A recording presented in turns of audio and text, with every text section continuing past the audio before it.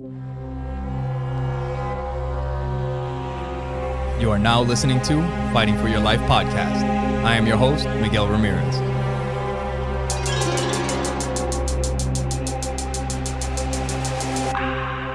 And on today's episode, we have one of my training partners, one of my friends, one of the guys that beats me up on a daily basis, Carl Richey. Welcome to the show, Carl. Thanks for having me, brother. It's been some time. We've been talking about it. So I'm glad to be on, dude. This is fun. Yeah, for sure. The beatings go both ways. Yeah, man. No, it's awesome to get you on here. So I've been at Revive now. I think I was kind of thinking about it today. I don't know if it's been like 6 months or maybe a little more now. I think a little bit more. Maybe a little more. You were coming in and out before you had made the switch over too, so it's been a while since you've been coming in. Yeah, so. I visited a couple times. And for those of you that don't know, that aren't connected to our Jiu Jitsu family, which is, if you're not, I mean, I'm sure your guys' is great too.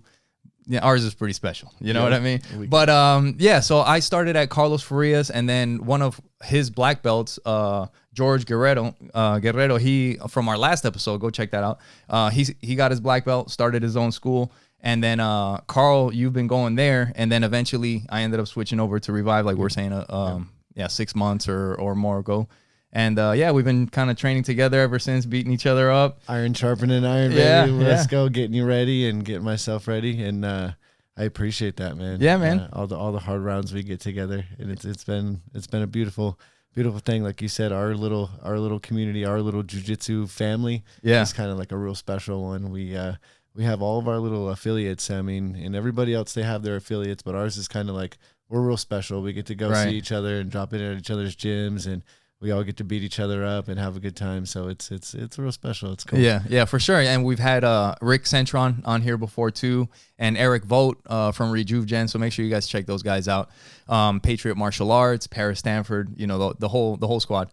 So we've never we kind of, obviously we talk in the gym, we talk, sometimes during rolling, like ouch or whatever, but we never really kind of sat down and chopped it up and So, dude, I don't even know, where are you originally from? Originally born and raised in Shaftesbury, Vermont, outside of Bennington. Okay, so I knew that. Small town, back east. We're probably about the capital. We're probably about an hour out of the capital. So the biggest thing from where I'm from is Ben & Jerry's ice cream. That's my favorite. Dude, it's so good. So that's one of the big things with our elementary school. All of our big field trips, we got to go to the Ben & Jerry's factory. No way. Yeah, I get to sample all the ice creams. Damn, that's cool. So it's that was the cool part of being from where I'm from in Vermont, Bennington, Vermont. That and growing up out there, that's kind of where my grappling journey started. Really? Wrestling. Okay. So is it the Northeast over there? Well, New England. Yeah, I guess New England. That's New England. It's part of wrestling. Is big. It's a big thing. Yeah. New England, and because they get a lot of people who go to Iowa State, Ohio State, stuff like that for wrestling. So they were real big out there. How old were you when you started getting into that stuff? Young. I was my first wrestling, I think, practice. I was 5 or 6. I was. Oh, young. really? Dang. Yeah, I was super young. Out there, there's really nothing to do but get your kids into wrestling. Yeah. That whole or they'll get into trouble. Yep. Yeah. Corn-fed stuff, dude. Get them into wrestling. Get them into football or something. I was a little guy, still am. Yeah. So I gravitated towards the wrestling, towards the grappling, and kind of picked it up and stuck with it. It was real cool. And the school that I wrestled for out there, they're a really good school. They're still, last time I checked, they were 20 years in a row state champions. So it was having that in the background was very helpful transitioning into the jiu-jitsu. Yeah, you got a legit program where you're learning, grinding, learning from people that it's legit stuff. Yeah, that's cool. So was that your introduction to martial arts? Was it wrestling, or was there something before that, or was it wrestling and then after that? Yep, it was wrestling first, and then once we got a little bit older and we moved out here, none of the wrestling programs out here in Arizona were as developed for kids at that age. Yeah. So I kind of fell out of the grappling, fell out of the wrestling, because there was no schools where I could wrestle at. None of the elementary schools had wrestling programs. So you came out here in elementary? Yep. Okay. Probably about 2000. Right before 2001, before the trade centers and all that good stuff happened. So I was real young in elementary school, fifth, sixth grade transition. So that's when I kind of stopped wrestling, doing all that. I got into like some other sports, just dabbling there, here and there. Yeah. For some reason, never picked up wrestling in like middle school, high school. Yeah. Got in trouble. Did that whole thing instead for a little bit. Became a knucklehead. Yeah. And that's when I started doing MMA. And met Julian. Really? From Revive. Okay. Yeah. So I've known him for a while too. So he did MMA too? Yep. Okay. We met each other doing MMA, and we met each other in school, and then ironically enough, he was looking for a place to train, and I was like, bro, come, because he used to box too, and I was like, bro, let's go, come by. let's come hang out. So, no idea. That's awesome. Yeah, it was cool. And now same thing with like Revive. He was we had both like kind of gotten into the whole family thing, both popping out a bunch of kids. Yeah. And we had ran into each other, and he's like, I'm looking for somewhere to train, and I told him about George. I was like, bro, my coach, he's a little guy like us. He's a maniac, dude. He's a genius. Dude. Like, come in and you'll love it. And ever since, he's been with us too, and now he's got his kid Maddox in with us too. Yeah. So it's cool, man. It's dude, beautiful. That's awesome. Yeah, that's what I'm talking about. Like the whole family, like people that do jiu-jitsu, like they know that whole thing. You get the family involved. A lot of times people start the kids, and dude, it's only a matter of, you cannot go to a jiu-jitsu school. You cannot take kids to a jiu-jitsu school and without not have parents. All the adults that are on the mats or, hey, when are you going to put a gi on? It's so funny. It's only a matter of time. That's how we got Rizel's dad, Ron. When are you going to put the gi on? When are you going to put the gi on? He finally came on and put it on. We're still getting a couple other guys trying to put him on. Yep. Mr. Sandberg, we'll get him soon. Yeah, some people don't even know. We plot. I mean, for me, when the kids started, because the kids started before I started. Yep. It was always a thought for me. Like I knew that I eventually was gonna start doing it. But yeah, for some people, I get like, yeah, I'm just gonna take the kids, and they don't know all the other people there. It's like, we're gonna get that guy. He'll be out. Ooh, he looks good. Maybe we'll get him on the mats one day. We're gonna give him the ugly too. Yeah, man. Well, that's cool. Yeah. But yeah, so you have your kids doing jiu-jitsu. How long have they been training? So same with me. About 3 years. August of 21. You guys all started together? All started together. It was a goal of mine ever since I did like the MMA and stuff, and then kind of fell out of it to kind of focus on them, work, all that good stuff. Yeah. Raising them up. I made a deal with myself at a certain time, at a certain age with them, that I would get them all into it and kind of make the plunge with them. And ironically enough, the decision was made right after COVID. I had hurt my back lifting, and I was like, I don't want to go back to the gym and kind of do that thing again. I'd rather like be active. And I was always like watching videos, like watching how-tos on YouTube and all this good stuff, watching the IBJJF highlights and being like, man, I could do that, dude. I know I could do that. I could get in there and I could compete with these guys. And Carlos's logo and Carlos's gym would always pop up on Facebook or wherever, Instagram. I would always see like advertisements for Carlos Ferris Jiu-Jitsu. And I was going to go check it out, but like I would always get like nervous or like a little bit of anxiety and be like, nah, I'll go not today. I'll go another day. I'll go another day. I'll go tomorrow. I'll go next week. And then same kind of situation, something had happened in my life where I had to put my dog down, my dog Jada Pop, and it was like kind of a hard time for me because she was there through the birth and death of my firstborn son that had passed away. She was like kind of like the rock that got me through that. And she had gotten passed away, and then some stuff happened in life where I got through that, and I made the decision to finally like get out of my own like little funk, get out of my funk, and start positively, something positive with the kids and getting them up out of it, and putting a good path for our life. Right. And it was funny. Harley wanted Taco Bell that night, and that's when before we had moved gyms, we were over there. Harley was like, "Let's go to Taco Bell." So I was like, "All right, cool." And was in the drive-thru at Taco Bell. Looked up to the right over, and I seen George in the kids class going, and that was before he had got the second mat. So it was just half mats in that little place. It was just half of that little gym. Okay. Gym was small. Yeah, it was already small. So you can imagine it was only up to the pole to the door. Okay. The pole to the door. So we walked in while kids class was going, and he introduced himself like he does, and he was like, "This is your daughter Harley." She didn't say a word, all shy, just smiled like Harley does, and invited us in for the free week. And ever since then, we've been. Been at it, and you see how much we're in there. You guys are in there all the time, the time. For sure. So ever since then, August 21, after COVID and all that, we made the deal with ourselves and the family to go in there as much as possible and learn and have fun, and that's been it. Yeah, dude, it's been awesome. I wanted to mention Harley because how old is Harley? She just turned 10 in April. She just turned 10. So you got the kid, you got Harley, CeeLo, Macy. Yep. They're all in jiu-jitsu. All of them. And there was just the other day, there was something, you know, because we help out with the kids class. We'll help coach the kids class. And there was something going on the other day. It was like rolling time. And, you know, like, there's all kinds of people that do jiu-jitsu, right? Like we were just talking about before you came, you were texting me. You're like, how long is a podcast? I'm like, it's about an hour. You're like, okay, cool. I'm gonna go drop the kids off because I can still make it to training tonight. I'm an addict. You're like, I'm an addict. I gotta get it in. And I was like, cool, bro. Yeah, let's do it. You know, so like, there's like so many different people. For me, like yesterday, I was telling my wife, like I'm sitting in the gym at work and I'm working out, and I'm like, ugh, I don't want to fucking do this. And then I'm thinking to myself, oh, I gotta go to training tonight. I'm like, oh, fuck, I don't want to do that. Yeah, right. And then I'm like, I got to fight this week. I was like, shit, you know?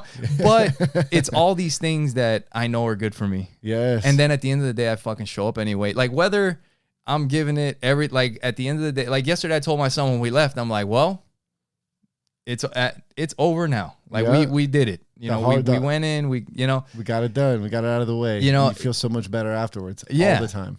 But with Harley, there was a couple weeks ago, I don't know if it was like rolling, like the time when the kids are rolling or whatever, and there was like, she was scrapping with one of the kids. Yeah. And I look at her face, and she's got like the biggest smile on her face. Dude. And I'm just like, dude, that is awesome. Like you can tell that she is scrapping and enjoying herself at the same time. She's so happy all the time. You know? Yeah. And I couldn't ask for more with that. I used to get like, when I would first sign her up for competitions, I would get that whole like jiu-jitsu parent or sports parent thing that would come over me. Come on. Yeah. And then like, be like, she'd be just sitting there with the biggest smile in the middle of the competition, middle of the tournament, just like trying to do whatever moves, even when she's getting beat up, like smushed.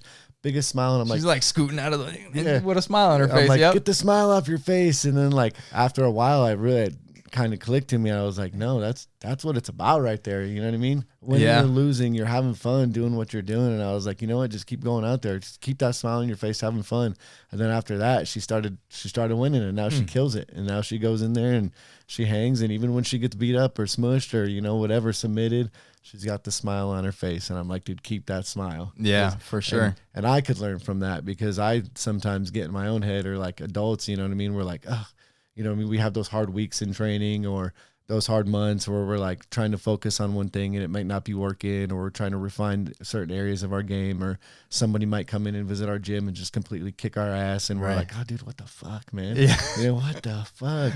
You know what I mean? And then we look at Harley or somebody like that, and they just have that smile on their face. And it's like, that's what it's about right there. Yeah. Yeah. You just recognize it. And yeah, it just makes you smile when you see them enjoying themselves that way. Yep. And like you're saying, there's just, when you look at it, it's like you got to just try to enjoy the entire process. There was something, I know you're a huge Hyperfly guy, right? Huge, I love them. And shout out Hyperfly. Love you guys. Yeah, sponsor me one day, hopefully. Yeah, for sure. Hyperfly, you got to sponsor this guy. He's a freaking savage. Yeah. Yeah, we'll get into some of the other stuff that you've been doing. But I just saw yesterday Hyperfly sent out this like a blog post or whatever with Alan Watts. I don't know if you saw that one. Didn't see it yet. And do you listen to Alan Watts? Dude, no. Dude, he's a philosopher. Actually, Bruce Lee loved Alan Watts. Okay. Yeah. And Hyperfly just put out a video with him, and it was kind of that thing about like enjoying the process, the journey, type of thing. Yeah. And it actually reminded me of seeing Harley smiling. Nice. And it reminded me of another time, a couple competitions ago, our coach was competing. Yeah. Okay. And that was the state, right? I think it may have been. And I was like right up against the barricade, and he had this guy on his back. And I happened to snap a picture of our coach when he was looking and smiling at me. Smiling, yeah. While he's got this dude on his back. And it made me think about, like, what does my face look like when I'm grappling? Or like, what is going through my head? Yeah. And there's the thoughts that go through my head are nothing to smile about. You know what I'm saying? Yeah. And I'm kind of thinking to myself, like, maybe I got to try to change that mindset. Okay. And maybe that'll help make it not as like I said, 100%. being in the gym, like, oh, fuck, this sucks. And I got to go fucking, you know. Yep. Just that whole shift in mindset. Yes. That paradigm shift is what we call it. Yeah. And that's like I said about Harley, once I like kind of embraced that with her and was like, no, hold on to that. And that's what's going to make you successful. I like that switch in her too. And then that's when she started kind of killing it. And like, maybe like for you, maybe that could be it. You know what I mean? You know, I think, I don't know. It's just kind of thinking about all kinds of stuff, but sometimes also it's just like that surrender, because I guess like the reason for me, I'm like, the thoughts aren't nice because I don't want to end up in a bad spot. I'm not trying to get smashed. Like, I don't want to be uncomfortable. I don't want any of this shit, right? But if you look at it in a different way, as if like it's not that big of a deal. The Hyperfly article was kind of like about playing with stuff. Yes. Like if your mentality is not so much about, and this, like, dude, I got to take this advice for myself. I'm telling you guys this right now. This was last night. I'm thinking, rolling with you, like, fuck, don't end up on the bottom. Don't let him fucking do this. Don't, you know, because it sucks. Coach is telling you to, don't let him get hit. Push through it. Yeah. But if you take it as like a play thing, just the mindset is different, because if you're playing, I would try things that I wouldn't normally try. That's where if I'm trying not to let you do something to me, it all happens. It's a different thing. Yeah. I'm not trying stuff. At this point, I'm like, don't do that. Don't do this. Yes. You know what? It's a different mentality. You're hyper focused on not making the mistakes. So you as opposed to maybe flowing. Yes. And like just whatever comes next, right? Something like Bruce Lee, something Blue said to me. He told me a story about a man who flows down the, and I'll probably butcher the story of how he told it. He tells it so beautifully, you know, Blue. Yeah. About a man who falls down a cliff, a waterfall. Okay. You know what I mean? And instead of, he comes out the other end unscathed, right? And long story short, instead of fighting against the current of the waterfall and hitting all the rocks and completely messing yourself up and coming out a bloody mess, he goes like, you fall through the waterfall and you flow like water through the waterfall and let it take you where you need it to go. Let the water take you on the path. Let the path guide you where the path needs to take you. And then you come out the other end a new man or a different man or a better man or, you know, a better version of yourself. And ever since we had that talk, because I would kind of get in my head before competitions and be like, oh, I need to do this. I need to succeed. I need to hit this submission. Right. I can't let any points out. I can't let nobody pass my guard. I can't do this. I can't do that. And he's like, bro, why? Why, dude? What happens if they pass your guard? Yeah, right. You know? Like, what happens? Then you recover guard, or you work for a sweep. You flow like water. You know what I mean? And I was like, Blue, you're 100% correct. Yeah. And ever since then, I've been reminding myself, I always do the best, even in training. I always learn the most. I do the best when we're having fun. When you're having fun is when you will always do the best. And even in worlds and state and any tournament that I compete in and I have success in, I make it a point to repeat to myself before every match. I kind of have my little routine. I'll sit down, I'll talk to myself, and I'll just remind myself, hey, we're here to have fun. Let's go have fun. Let's go have fun. Yeah. We're here to have fun, baby. And I'll beat on my chest. I'll do my little thing, and I'll say, hey, let's go have fun. Yeah. You know what I mean? And for sure. Then usually we're out there having fun. And, you know, good stuff comes from having fun. And like I said, that's when I learned the most, especially like from coaches. When we're out there having fun, just playing with stuff, you pick it up, and I feel like that's when I remember more too, almost. Yeah. No, I could see that, because you could just see that thought process being so rigid. You know, like the thought process of not giving something up, of not allowing somebody to do this, like, or I want to get this. Yep. As opposed to, let's see what happens. Or, I'm going to try this. Or like, I'm in this position. I remember I'm going to try this. I'm going to do this. And whether you get smashed, maybe you get submitted, start again, whatever. Yeah. You know, but yeah, that's something that I have to constantly keep reminding myself. Have fun with it, especially in the training, because you'll learn more. And that's like where I notice, like, people will be like, oh, dude, where'd you pick that up? Or how long have you been doing that? And it's like, dude, Coach showed me that, or I seen Coach do it, and I'm just trying it right now. I'm just trying to have fun with it. That way I know if it works for me or not, or if I see something that I need to ask Coach or one of you guys or somebody else that might be able to help me, I ask. But it doesn't happen if we don't try, right? Right. Yeah. No, and I'm sure it's happened to you. Like for me, like every once in a while, you just give a move a shot for the first time. And especially if it's one of those moves that we don't do a lot, like in our gym, because everybody knows, like, whatever gym you're at, there's certain things that they're good at, right? Yeah. And a great example is when you learn something somewhere else. Yes. Right? And like that one you were showing me a couple weeks ago. Maybe the bicep slicer or something like that. Like, but yeah, there's like certain moves that maybe you practice it a little bit, but your team maybe doesn't train it as much. So when you try a move for the first time and bam, you hit it, you're like, oh shit. You know, and it's encouraging. It's like, well, let me see what else I can, try and do. That's funny you bring that up. That actually happened with me with heel hooks recently. Oh, yeah? Heel hooks and like straight ankles, because coach and on, they've been telling me like ever since I got my blue belt, even like before like 3-stripe, 4-stripe white belt, coach is very adamant about like, hey, start playing with feet. That way you're not scared. You know what I mean? Start playing with feet, start going for it. Yeah. And same one thing with like wrist locks. Ever since, you know what I mean? Ever since I put on the white belt, Freddie's been wrist locking me. So haven't been scared about that. So wrist locks haven't been an issue. But like with the feet, anytime somebody would touch my feet, dude, I'm like, get off me. You know what I mean? I tap. Yeah. And up until like recently, coach was like, well, you do these super fights, man. You're going to have to start taking it more serious. Right. And earlier in the year, that's how I lost. I was doing good in the match and gave up a little bit of space in mount. Dude kicked right out, caught my ankle, boom, pop, and, pop goes a weasel. Yeah. I was limping around for a little bit after that. Oh, literal pop. Yeah. Oh, shit. Yeah. And it wasn't like I wasn't trying to like fight it off. I knew it was tight and I was going to go tap. It was just quick. You know what I mean? Nothing like he tried to do maliciously or anything. It was just, one of those quick ones. So I was like, okay, cool. I do need to start playing with these and learning. So ever since then, I've kind of been dabbling. And before the Spartan one, I noticed I started attacking him more because the kid was from 10th Planet. Okay. Yeah, their leg lockers. Dude, their leg lockers and their rubber guard game is really good. So I figured the kid was going to go after it. Luckily, we had that mutual, they did a mutual agreement thing before the match, and he asked him first if they wanted to do leg locks, and he was like, nah. So I was like, sick, cool. Cool. Yeah. But I had made it a point to start playing with him more and going for him more, and I noticed like, all the guys from Carlos's come, or, we get those other guys that drop in for no-gi nights and stuff like that. I was actually able to catch a few heel hooks and stuff off of people that I normally wouldn't catch anything like that off of. Yeah. And they were like, holy shit, dude, like, your leg game has gotten a little bit better, dude. And I was like, fuck, thank you, dude. Like, hell yeah. That's cool. Yeah, that's something that I have to work on too. While you're talking about that, it kind of reminds me, I can't remember specifically, but there's been like certain things in life where like you're doing these things, but there's this one thing over here that you should probably start or get on, but you don't even want to look at it. Yeah. Yeah.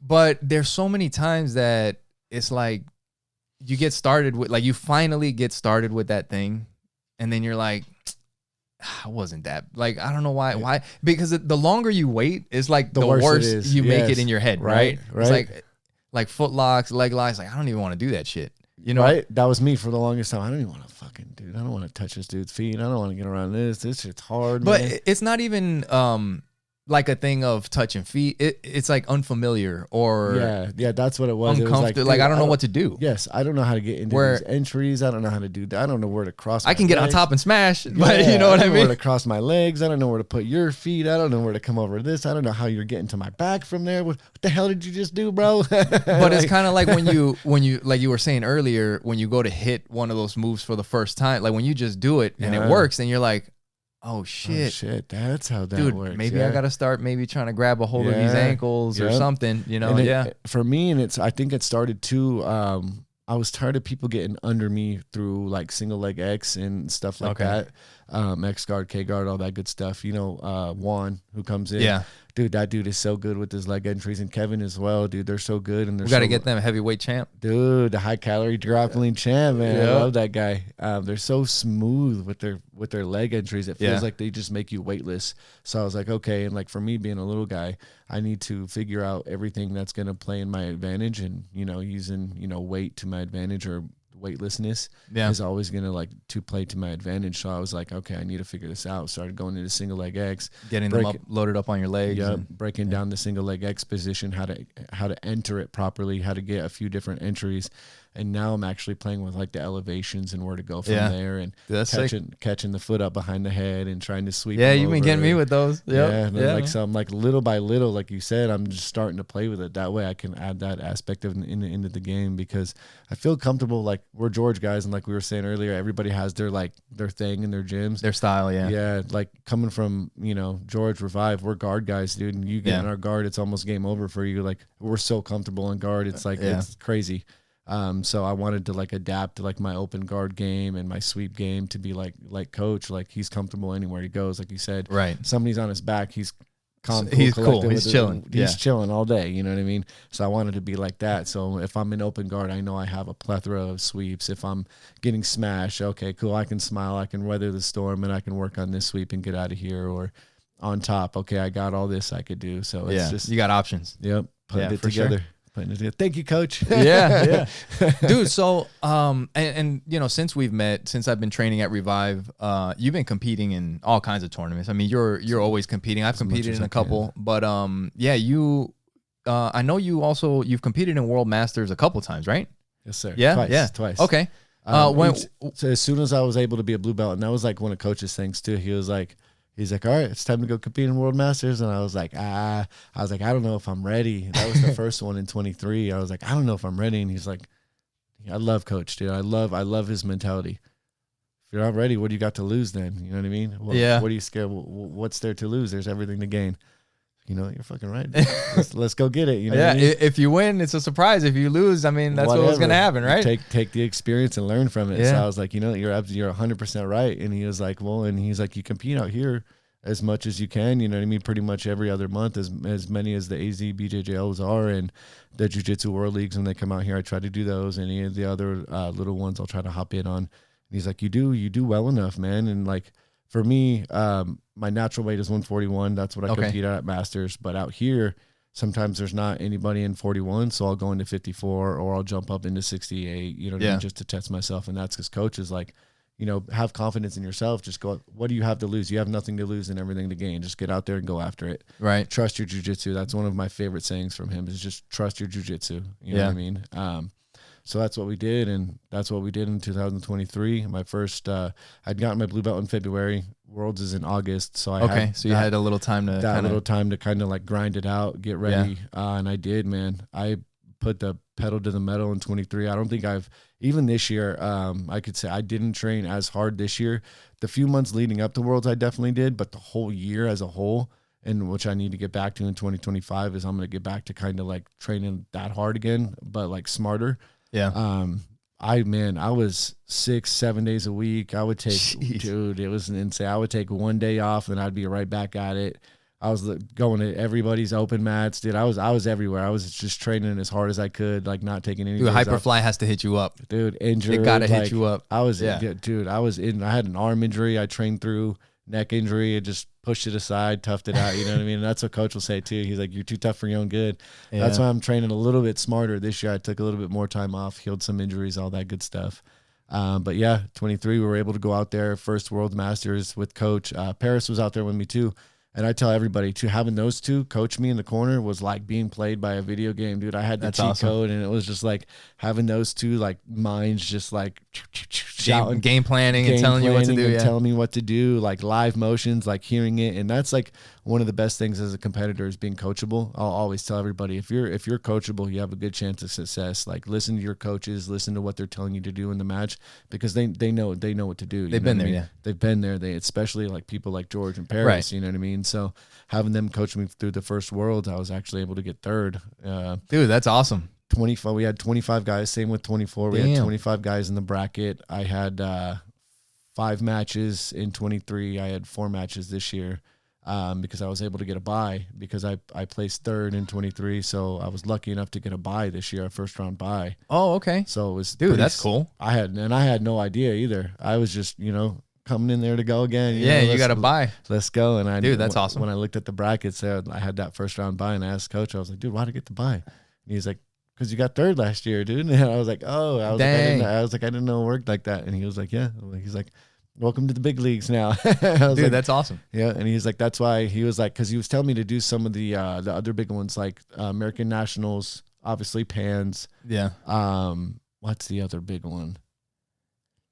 There's another big one. Pans, Worlds, American Nationals, the other big one too. I'm not sure. But he was like, get in there, because he goes, you get those points, and then off those points, he goes, you could get your bye or whatever. That's how you'll get higher seated. And I was like, oh, okay, that makes sense now. So that's why I was able to get the bye. And then this year, it was awesome. Kind of ran through the division. Was able to take second this year, dude. And the guy I lost to beat me 2-0 in the final. We've talked about it a little bit. I was a little bit bitter off of that, but it wasn't more or less that he beat me. It was more or less that I beat myself. And it was funny too, because Coach Rick, who's been on here before, he was telling me right before, because I was hopping in his gym. He's like, you just need to slow down sometimes. He was like, dude, your speed is amazing.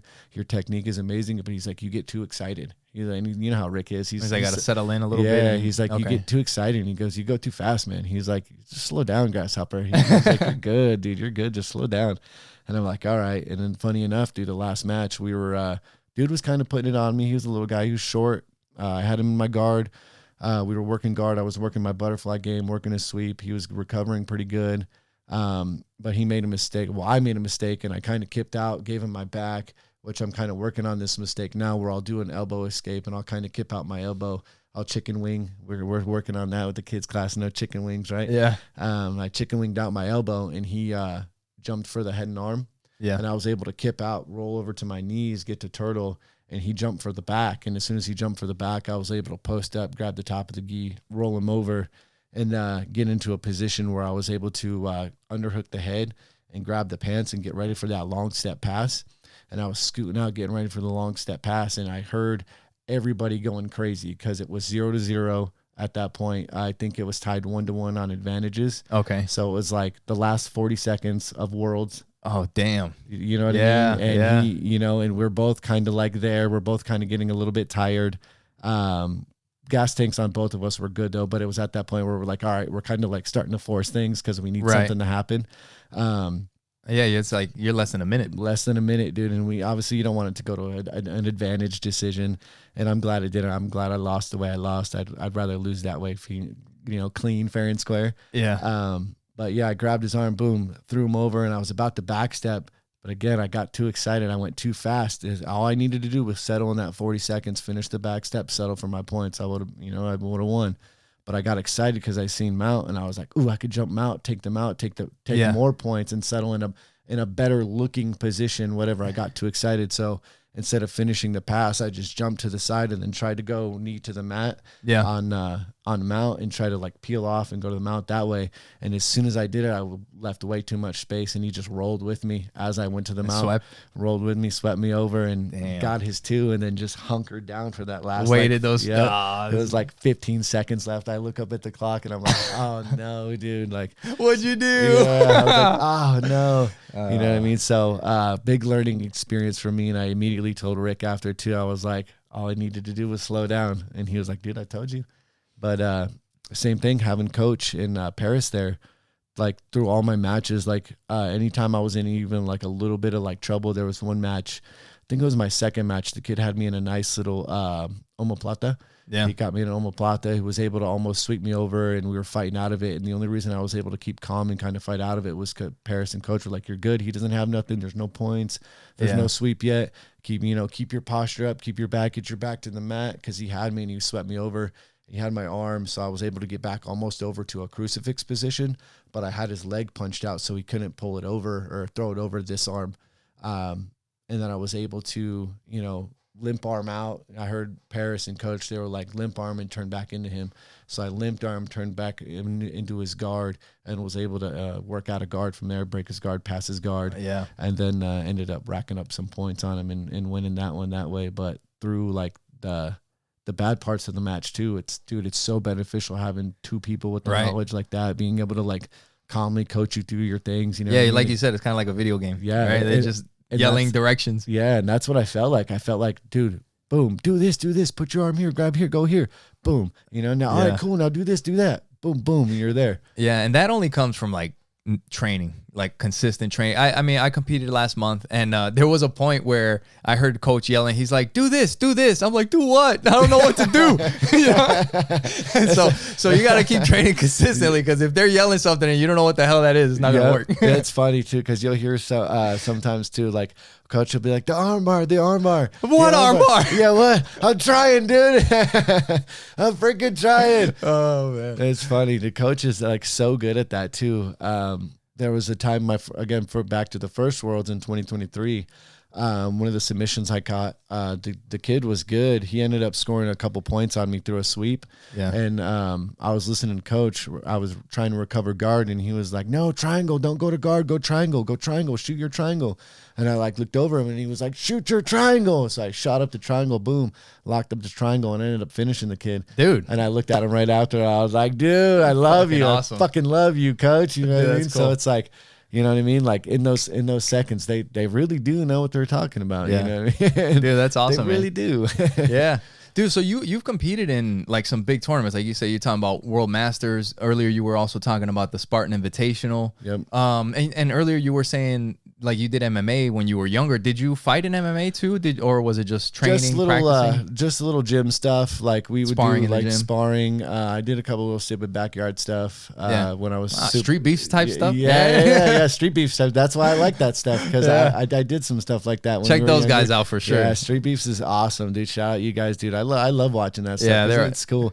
People give it a bad rap, but I think it's cool, man. It's just guys, you know what I mean, wanting to express themselves and do some stuff like, and they might not have the money or the means to go train and do it professionally or whatever. So if that's their outlet, man, fuck yeah, bro. dude. The end mission of their whole thing is like if you have a certain feeling about street beefs or what they're doing, the street fighting, it's not really street fighting, it's backyard fighting. Yeah. But their whole thing is guns down, gloves up. Right. Like to settle beef the old way, you know what I mean? And at the end of the day, when I went to that event, it was like everybody was super cool. Right. Everybody. I mean, last weekend I got together with the guys to go play basketball. I seen that on your I mean, IG. it was, it's just cool, like a man. fun community. Yeah. And people that like to punch each other in the head. Right. Yeah. And some people like their thing like us. We like to choke each other in our pajamas. They Right. like to punch each other in the head, dude. It's fun, man. And like if that's their outlet, it's cool that people have that, you know what I mean? Because we all need our outlet. We all need, things to do and things to occupy our free time rather than getting in trouble or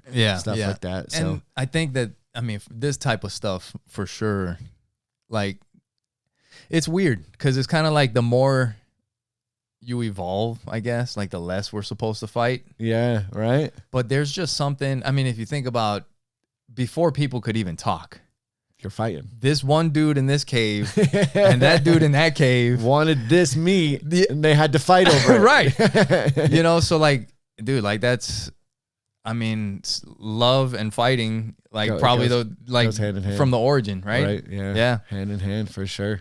Yeah, dude. But so you've competed in some of these big ones. And a few weeks ago we went to the Spartan Invitational. So that was even a little bit different. And I know there was another one a while back where there was like some prize money that you were fighting for too, I think. Yeah, there was. So that was that one was fun. That was the one I lost the heel hook to. Okay. The Combat Sports Report. They're coming up. That's a good little okay, I checked that one out on YouTube. I remember that one. Yeah. Combat Sports Report. That was a fun one. I've also done the Arte Suave. I did that one at the end of 2023. That one was fun because that one was a submission only match in the gi. Okay. So Arte Suave was in the gi. Spartan, I've done them twice, and the Combat Sports Report, that was no gi. I'm more of a gi guy. Yeah. Love my gi. I love my controls. I love my lapels and stuff. Kind of hate no gi, but you'll throw down in the no gi too. I say it jokingly. I fucking hate no gi. You know what I mean? Which is weird because I come from a wrestling background. Right. I grew up in a singlet, but I fucking hate no gi. Mainly because I've grown to love the gi so much because there's so much more to also worry about, but there's so much more to control somebody with.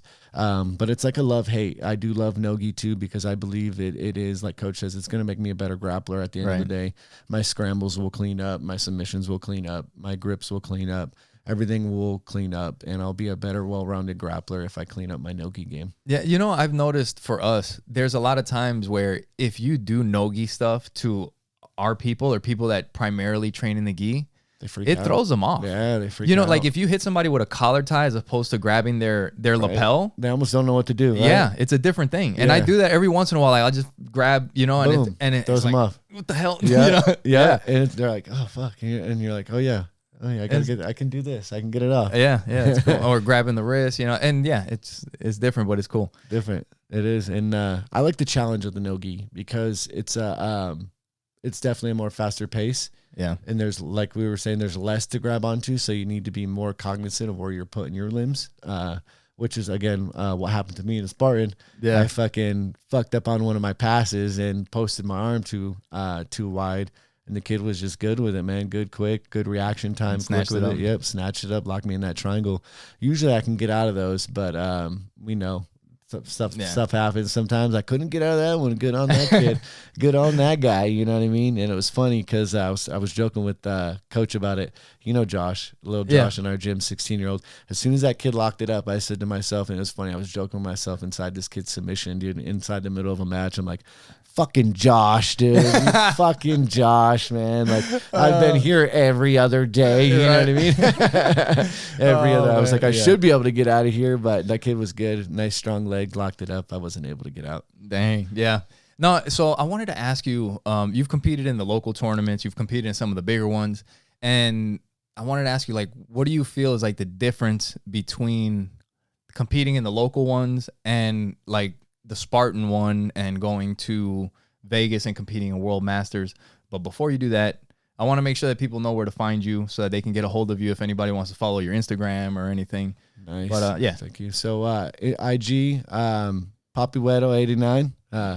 That's Poppy _? Yes, sir. Poppy _Wedo 89. You could look it up. It's me on there with a big goofy smile. You'll see my see the gi. Yeah, you'll see my gi, my blue gi. Picture taken by Alpha Z Photos. Follow him too. Make sure he's my guy Jeremy. He's a veteran. He's taken more than 90% of the photos on my Instagram of me and my kids. He's kind of documented our little journey. So I'm forever grateful for that dude. That's awesome. If you follow me, follow him too. Alpha Z for JJJ. Sure. Make sure you follow the podcast, which most of you guys already are. Follow Miguel and give us a follow, man. Follow our journeys. Yeah, Poppy _Wedo 89. You can follow us at Fight Life Pod. Let me grab something real quick that I can show you guys. Yes, sir. Dude, the sick new hoodies, man. Yeah, those are so tight. Yeah, so for those of you that don't know, that haven't been watching the Instagram, you guys can go on Amazon and you can search Fighting for Your Life podcast hoodie. We got a couple different styles. We got zip-ups. There's the one with just clean. The logo, the big logo on the back. Looking so clean. Which I like. I mean, I did design it, but and then the other one maybe a little biased here on the design. has the whole gym bag with the MMA gym and the logo and the water bottle with the Farias logo and everything. So yeah, go on Amazon 2-day shipping, returns, all that stuff comes in different colors. And it comes fast. So you guys can order it on Amazon. Hoodies, we have the pullovers, zip-ups, different styles. If you go on Amazon, just search Fighting for Your Life podcast hoodie, and you'll see them there. And there'll be more stuff coming up, T-shirts and all that. And they're super comfy too. Yeah. It works, right? It works when they're super comfy. Different colors, all that. Yeah, check it out. Yeah, I got to get me a blue one. Yeah. I'm in my blue belt phase right now, so everything's got to be blue. Yeah, man. So I wanted to ask you. Yeah, the differences in the little ones. So, and the cool thing about Spartan, between the first time and the second time that I did it was about a year and in between. Okay. It's gotten, and their production gets better every time, even from, there was one in between that they did that I didn't do. It's gotten so much better from like the dude. That was a fun event. Fun event, dude, and they're getting better every time. So I can only expect better things the next time because they're doing another one in March. Okay, so I gotta go to that. I expect to get better and better. It was super fun. How did you get involved in that? So back I think 2023, right after I got my blue belt. I think that was like right when I got my blue belt. Juan was gonna do, and he ended up getting injured.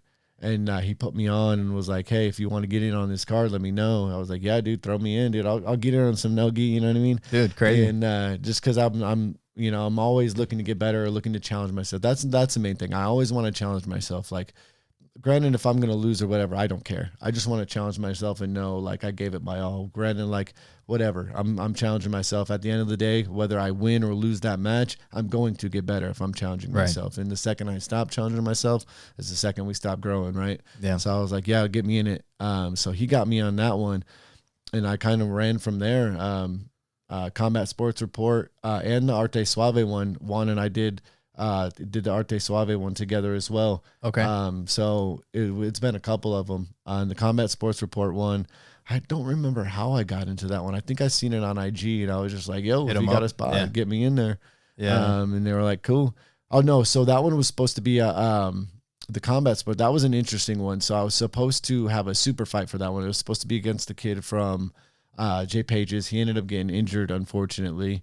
And then a spot opened up to win the money because they were like, hey, there's a spot left in the bracket. Since your guy got injured, if you want to go in the for the money for the prize pool, you know what I mean, you're more than willing. So I was like, fuck it, you know what I mean? Prize fighter. Again, you know what I mean? Again, whatever, cool. Let's go have some fun. You know what I mean? Fighting, you could say you fought for money. That's pretty fucking cool. Right? So went and did that, but it's cool getting in those, and the more you do them, the more opportunities you get, I guess. Right. Yeah. So, because then people start seeing you and they're like, oh, this guy, he's been here, done that. So that, at the end of the day, that's kind of what I'm trying to do. I'm trying to get my name out there that way. And hopefully in the future, I can, kind of have a platform set up for the kids, for CeeLo, for Harley, you know what I mean? Because I would that's my whole goal with this, is to either set them up with something or show them that, hey, if you have dreams, dude, go for it. Because I've had this dream since I was a kid to be a world champion, dude. And what kind of father would I be if I wasn't, positively, chasing my dream, but telling them to chase theirs, you know what I mean? Yeah, man, that is that comes up for me a lot of times. Like, so many times people want their kids to do well or to chase, like you said, chase their dreams. And it's like the best way is for them to see you chasing yours, doing your thing, you know, like you be tired, about it, whatever, be about it. You talk about it, but be about it. You know what I mean? What, after the long days at work, you know what I mean? Still getting after it. You know what I mean? No matter what you're going through, still getting after it. You know what I mean? So that's my whole goal with these, is to keep doing as many as I can, as much as I can, and showing them that they can do it too. You know what I mean? For sure. So, yeah, I don't think I let you finish answering. So, yeah, the local tournaments versus some of these other ones. Versus the IBJ. So, I would say, like, at our ACBJJL is pretty much set up the same way as IBJJF. Yeah. So, I would say that was a great transition for me to go from from AZBJJL to the IBJJF tournament. Okay, to the World Masters. Yes, okay. To the World Masters tournament, because that was, like, the same thing. So to me, you mean like the same format type thing? Okay. Same format, same kind of like weigh-in setup, same kind of everything. Go in the bullpen. Yep. Okay. You go in the bull, you weigh in right before you fight. You know what I mean? You sit in the bullpen. They call you about an hour before your match or whatever. You go sit in the bullpen, weigh in, that whole thing, and then you go fight your 4, 5, 6 matches, whatever it is, or the littler tournaments. Like out here, sometimes we have 2 or 3 guys in the bracket, so you get your 2 or 3 matches in, and you go on about your day. But like the other ones, they're cool too, because you get to weigh in like a day before or whatever. That way you can, rehydrate that night or whatever. I do like that as well, like the Jiu Jitsu World League one too. I kind of like that, how you can go in the morning, weigh in first thing in the morning. If you don't compete till the afternoon, you're not worried about not eating or drinking all day. That's right. You weigh in as soon as you go in. Yeah, because I did one of those here too. Yeah. So I like that format better. Obviously, anybody competing. Yeah, because then you just weigh in, then you can eat and do whatever. Yeah, because who wants to fucking, like, especially if like you're on the verge of making weight or not. Because like me, like I walk around at 144 pounds, 143 pounds. If I'm eating cakes and Snickers and all my Reese's and all my snacks, I get up to maybe 146. You know what I mean? But I have to like shovel food into my face to get that much weight on, right? And even then I'm light, so like to me to get back down to 41, it's so easy. I just clean up my diet and it falls right off. So like some people though, like they have to go all day without eating or whatever, right? Like, and then you're in the bullpen, empty stomach, and you're supposed to fight. Yeah, it's supposed to fight. And I'd rather people be full energy. I want the best version of all my competitors. Yeah. Same with me. I want the best version of myself for my competitors. That way they get the best match possible. That way I get the best match possible. So why wouldn't they want, hydrated, fed, the whole 9. Yeah, I do. I like the Jiu Jitsu World League, the way they do it. Now that you mention, I remember that they did it that way. Yeah, and I think that's why, like I was reading an interview with Mikey back in the day. I think that's why he stopped. One of the reasons why, I can't say the whole reason, but one of the reasons why he stopped doing the IBJJFs is because he was saying he didn't like competing, especially for like the black belts. Mikey is Musameshi? Musameshi, yeah. He was saying he didn't like the most recent Worlds that he won. He was like, I didn't like it because you have to weigh in right before you fight. Yeah. And he's like, if you have to fight multiple days, you know what I mean? You have to weigh in each day you fight. So it's like that's rough. Your weight has to like be super low so that you can eat and then make weight still and all that. So it's like it's rough if you have to do multiple days, because like the black belts, some of them, when their brackets are super big like that, they got to do multiple days. So or I don't know if you have to weigh in multiple days or not. I would have to, I guess, check that. But I think that's what he said in the interviews. Like, yeah, but it's nice to be able to do it in the morning, and then if you have a match in the afternoon, you just kind of, you know what I mean, relax for a little bit, chill, get your stuff in. But yeah, that'd be like the biggest difference. I like the differences in between the bigger ones versus the local ones. What about the level of competition? Is the competition different? Dude, how is that? And that's what I tell people. Because I was always kind of thinking like World Masters, if you're going to World Masters, you're fighting in a blue belt, like you're pretty much like almost fighting purple belt level. Yes. I mean, because it, like, if you're going to the world tournament, you better be prepared. Everybody's been, that's their goal, right? Anybody who's going to spend the time, the money, and the effort to go out there, that's their goal all year, obviously, or like for some time, so you know they're training for it. So you're fighting people that are in my mind, at the best of their belt abilities, right? Right. So we're fighting the best of the blue belts, or the best of the purples, or the browns, or obviously the black belts. You're fighting the best black belts in the world, right? Right. So at each level, you're fighting, in my mind, the best of the best, or at least somebody up there, because they're not going to waste their time. Right. Like the guy that I ended up losing to, he was winning everything this year. He was ranked number 1 in points, won everything. He won nationals, won all of it. So he was out there getting after it all year. So it's like in every level you see that too. All the competitors that are really finding that success, they're getting after it. Yeah. So yeah, it's just like the level of competition. But I was telling people out there too, I'm grateful that we live in Arizona and we have that AZBJJO, because the level of competition for me was around the same. Really? I feel like people in Arizona, between the open mats that we go to, the guys that train in our gym, at Carlos's gym, I mean, fuck, dude, Kyle got second. Leonard, Zito, he won. Leo, he got first. He got first one year. Phil, he's a killer, dude. We got a bunch of killers in Arizona. Yeah. And I would say the level of competition in here in Arizona is kind of what gave me that success out there and gave me the confidence, because we roll with killers in our gym. You know what I mean? I roll with killers at the AZBJJL. I roll with killers at the Jiu Jitsu World League. There's killers in Arizona, dude. Like, yeah, and you travel around too. Yeah. Everybody, there's a few people, and the people that I've lost to out here in Arizona too, it's like, killers, great. We're all good, and we're all really good jiu-jitsu. So like when I travel, I tell people like, the reason why I think I find success is because I got people kicking my ass in Arizona on a daily basis. You know what I mean? Yeah. So I'm kind of forced to get better. You know what I mean? Especially in a competition setting where we do have so many like high level like competitors out here, or people who aren't scared to get after it and give it their all.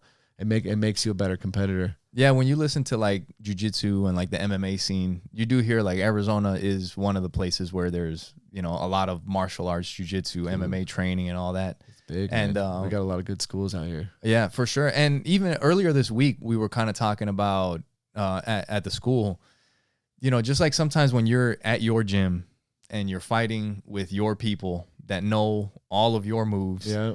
Like sometimes it's like, dude, am I getting better? And like, I don't know if this shit's working for me or not, Why isn't this working anymore? Yeah. Right. But when you have somebody like you that'll travel to other places or compete in different events from, and like for me, I travel for work, and whenever I travel for work, I try to make it a point to find a place to go train somewhere.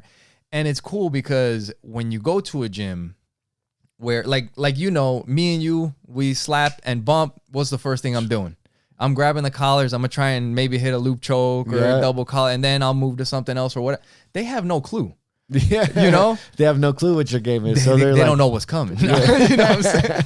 But they don't know what they're in for yet. It's the truth though. So a lot of times where like it might be demoralizing for me because none of my shit works in my gym. Yep. You go somewhere else like bam, fucking hit. It's like, oh shit. Yeah. Bam, you hit something else like damn. Yeah. So it's a nice reminder. I am learning something. Yeah, it's a nice reminder, a nice shift in perspective sometimes. I am learning something, and that's one good thing I could say about our coach Jorge. He's so good and so big on the fundamentals of jiu-jitsu that he won't promote you or he won't let you progress unless you're doing everything absolutely correct. Right. And again, that's where I could say that separates me. If it does separate me from some of the people that I've competed against, they'll be like, oh, why did you, or how did you get here? Or how did you do this? Or how did you do this? Number one, I'm just listening to what my coach told me to do. Right. Number two, it's fundamental jiu-jitsu, just the basics. I'm doing the basics out there. I'm doing what my coach tells me to do, which is the basics, the fundamentals. It was funny. One day, me and Juan had gotten done rolling, and he was like, Coach, what do you feed this dude, man? And he was like, fundamentals, baby. Yeah. So it's like, awesome. It's off of that. Like you will grow. Like if you stick to your fundamentals, man, fundamentals jiu-jitsu, it'll take you a long way. Yeah, for sure. We were talking about, I think a couple of weeks ago too, how like things kind of come in cycles. Like you have all these new wave moves that come in. And then eventually it like kind of gets back to some of the fundamental, like people start bringing back some of the older stuff. Like, oh, this still works. This still works. You know? Yeah. It's kind of cool. You get the cool flashy barambolos, and then you get the old cool stuff that works still too. Like a basic simple arm drag to the back, hugging the lat on the other side, bringing them up. Some stuff just works. Yeah. It still works. Climbing up the back the old way. You know what I mean? So it's good, man. Good fundamental jiu-jitsu. Jiu-jitsu works. I love it. Yeah. So earlier you were saying, like the Instagram and kind of setting things up, for the kids. And like we were saying, the kids are training. Yeah. What are your plans for like the future and what you want to do? Man, what do you see going on? So hopefully, like I said, Hyperfly, hopefully they hop on the train. But again, that's more for CeeLo, more for the kids. I want to get notarized by them. That way I can try to hopefully set the kids up. Yeah. Giving them a path, giving them an outlet, something positive to, chase and something to do. That would be the goal, man. And they've noticed like how happy it is like helping people. Yeah. So they've already been like, hey Dad, when you get your black belt, are you gonna open a gym like Coach, or are you gonna be Coach's first black belt or whatever, you know what I mean? And it's little stuff like that. So they've already like kind of put it in my head like, hey, let's get something going in the future. So if I'm able to like, keep this thing going for a while, why not? Like take what Coach and Rick and all these guys have taken from Carlos and continuing on with our coach. You know what I mean? Right. Maybe open up the first Revive affiliate. Bro, that'd be freaking cool. Nah, you're you know what I mean? Open up the first Revive affiliate and, I have three little ones that. Bro, that'd be awesome. That at that age, you know what I mean? By the time they're that old, they're going to be like killers, you know what I mean? Yeah. So they can help out and I can do my thing, help out teach and they can teach, and it could be a little family place because that's like kind of what Revive is. It's a family gym. And if we can kind of keep that tradition going, that'd be cool. And they put that in my head. Like that wasn't even something that like I was like, oh hey, we're gonna open up a gym later in the future. The kids, Harley and CeeLo were like, Dad, why don't you open up a gym when you get your black belt and we can coach for you? We'll coach the kids class. And I was like, work the desk, teach the classes, right, dude. I was like, that's not a bad idea. I was like, let's see where it goes, dude. That'd be cool. It's a hell of a commitment. It's a hell of a commitment, but it's awesome. One thing that you mentioned about like fighting, I was just talking to my kids about this stuff. Like earlier we were talking about like the different personalities. Some people like you were saying, you text me, I'm an addict, I got to get in there. Yeah, and I'm like, shit, I got to go back in there, But at the end of the day, there are some things like I said, we help with the kids classes, right? And like whenever I get the opportunity or I see something that like you could have done, or like, I mean, we'll be fighting and I'm like, oh, he could have fucking hit me with something if he would have seen that, or if I did something, like whatever, if I see something, I want to try and share it with whoever, and I was talking to the kids yesterday, and it's one of these things that it's fulfilling. It feels good when you can teach somebody else. I was talking to Coach about that, but there is this disingenuous feeling if you're not actually doing the stuff that you're teaching. Yes. 100%. And as much as like sometimes I feel like I don't enjoy it, I love the sharing, the teaching community part of it. And if you want to do that part of it, you got to do the other part of it. You know what I mean? Because that's the only way to actually do that stuff sincerely. Yes. So and like off of that too, that's probably the only way the kids are going to be receptive towards it, right? Because if they feel like, and I've noticed that too, like if you try to teach a kid something or a move, and they feel like, or they think you're bullshit, and you know what I mean, they're not going to listen to it. They're not going to be receptive to it. They're not going to pull the move out, or like same thing with kids. You know what I mean? If they don't feel like your heart's in it, they're not gonna want to do it. Or if you harp on them too much or push them too much, right, they're gonna rebel off of it. So it's like your heart's really good. And that's why, again, coach is such a good coach, because you can tell with those kids, like, he's 100% invested, and those kids look up to him, and he's really good at getting through to the kids, and they trust him.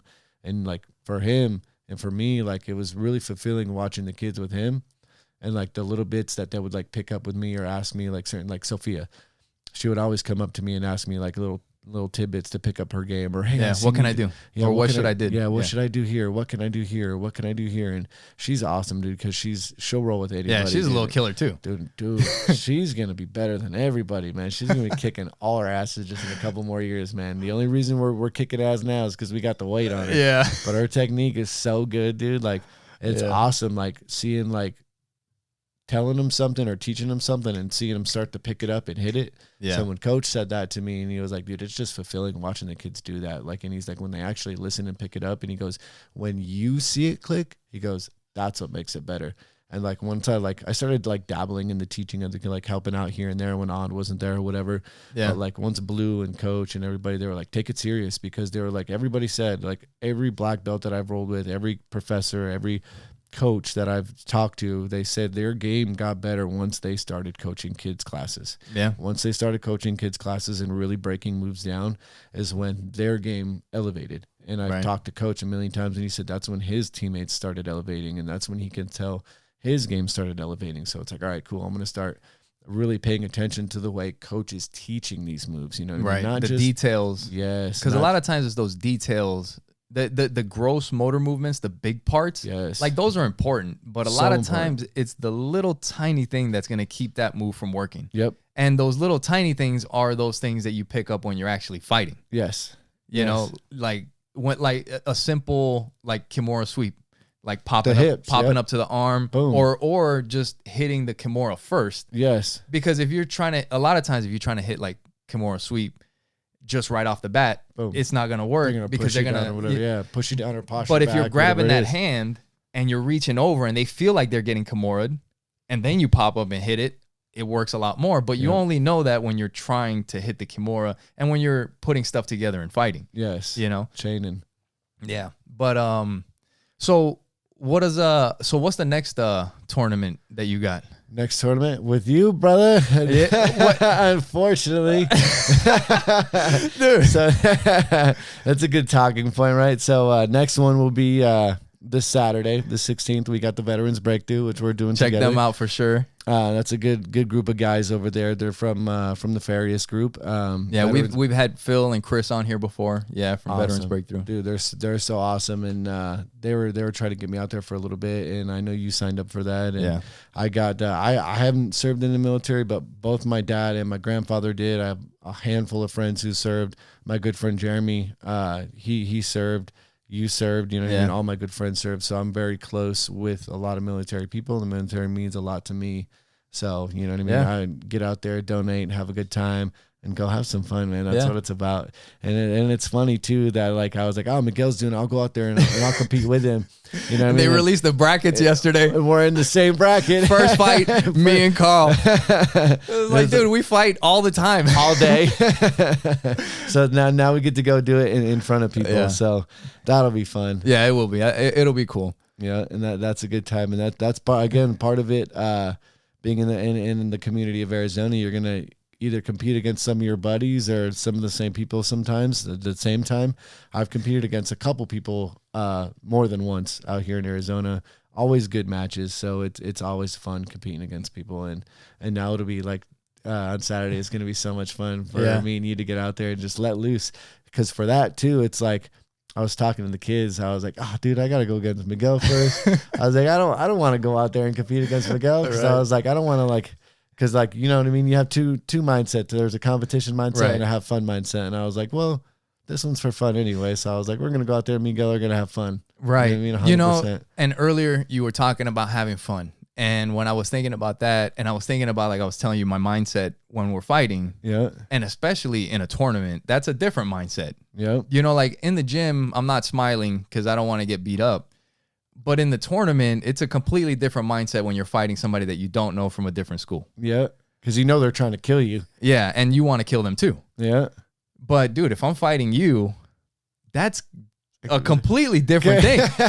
You know what I mean? Bro, I don't want to hurt my guy. Dude. So it almost kind of forces the fun mentality. Yes. You know what I mean? Yeah. So yeah, it's going to be cool. It'll be an experience. That'll We'll probably be good for you. You know what I mean? Yeah. Like to break it down and have that little bit of fun in there. Yeah, and at the end of the day, Veterans Breakthrough, make sure you guys check them out because they're doing awesome things. We get to support, our people that are putting it together. Everything that they're doing at veteransbreakthrough.org, all the money that they raise goes towards sponsoring veterans to get jiu-jitsu scholarships. Because a lot of times, when you get out, there's a lot of people that, can't relate to, your past. And it's hard to find that community in the military. And you know what, man?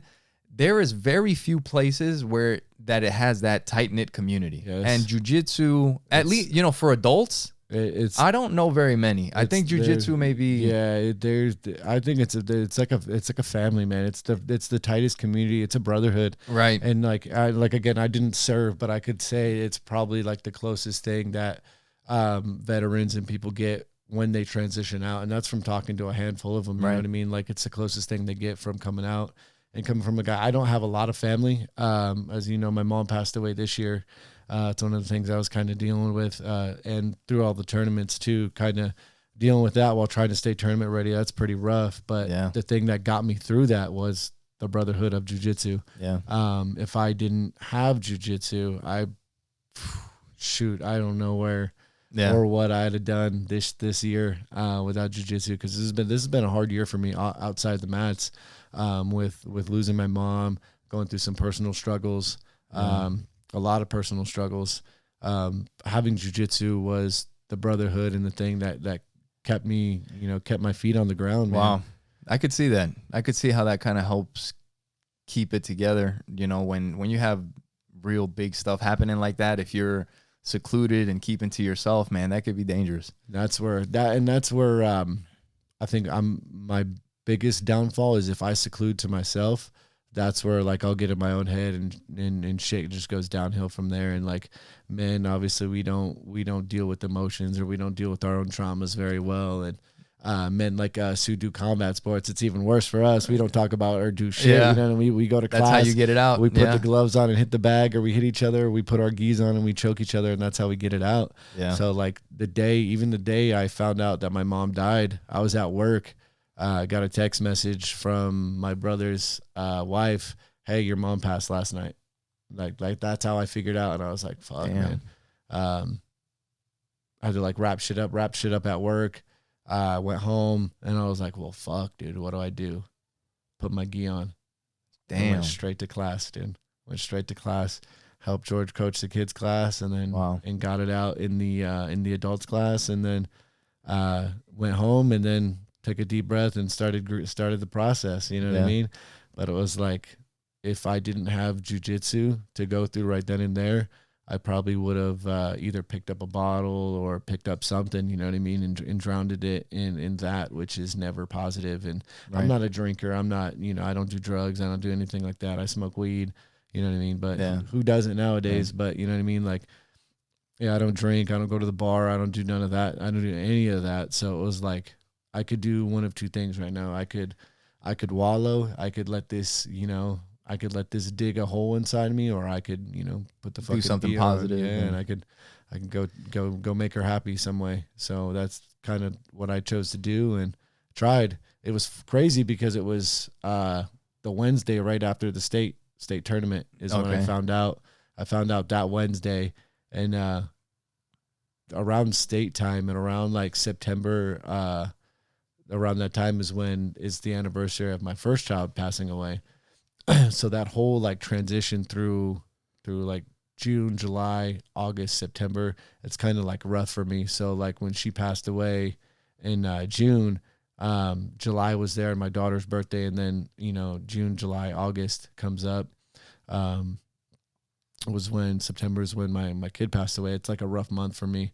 So it's I had to get ready for Worlds while also trying to put that mental block to the side with dealing with the loss of my mom. So I was like, fuck, dude, how am I going to do this? You know what I mean? Without letting myself fall into the depression that I usually fall into.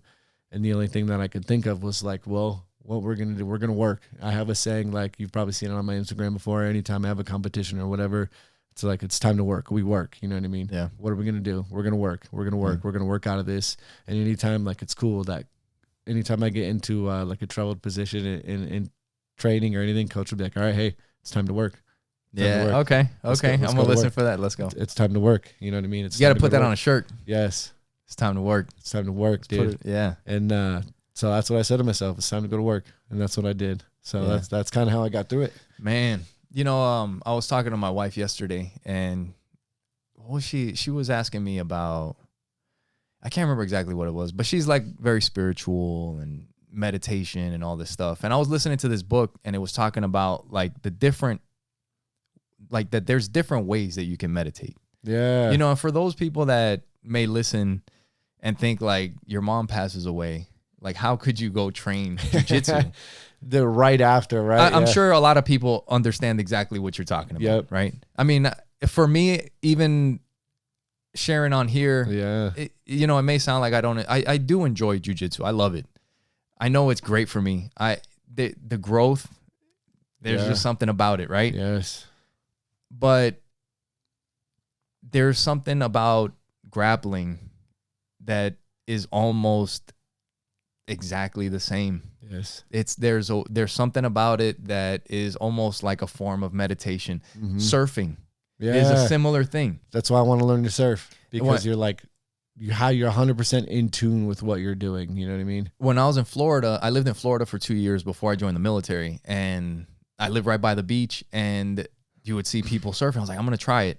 And that was something that I noticed, like when you're sitting on the break of the waves on the board waiting for, you know, the next wave, a lot of times you're not really thinking about anything. You're just kind of like waiting for the wave, and you're just, so it is almost like a form of meditation, because you clear your mind of everything. And when you're grappling, you know, it's a very similar thing. Dude, it's so like, and for me and like a lot of people out there, like in the community or who compete or who do it, you know, they probably feel the same way. The second I'm out there on those mats, dude, the second I take that, you know, I bow and I'm on the mats, it's like everything is melted and it's gone, dude. Yeah. Everything, every worry in the world, every ounce of pain, every ounce of everything, it floats away, and I feel like I could be me. It's like flowing, yeah. Yes, I can feel like I can be me. I can be myself. I can express myself in whichever way I want or whichever way I need, and that goes like tenfold when I'm competing. Right. I'm out there like reminding myself, let's have fun, let's work. You know what I mean? It's time to go to work, but we're gonna have fun, and that's when I'm out there like just flowing. You know what I mean? Having fun, being alive, being free. Like there's no worry in the world as soon as you're out there. As soon as you're on those mats, dude. Like everything, and that's why I was like, when I found out she passed away, I was like, dude, I gotta go. I gotta get to jiu-jitsu. I gotta get there, because if I don't, I'm gonna do something stupid. So I was like, dude, I got to. I was like, I gotta get choked by the homies. You know what I'm saying? I gotta get choked by coach. You know what I mean? It's crazy. Those strong hands, those strong, safe hands. It's weird. It's weird to think in a way that it's almost peaceful. Yes, so peaceful. Yeah. Weird? Yeah. I don't know. Like, dude, it is weird, but like if you know, you know, it's one of those if you know, you know type situations. Like you could be going through the most, you know what I mean? Again, one of the she's probably not gonna be too happy that I said this, but again, before Worlds, me and my lady were going through something. She ended up, I talked to you about it, she up and dipped. You know, I said something to her that I shouldn't have said. You know what I mean? I was cutting weight.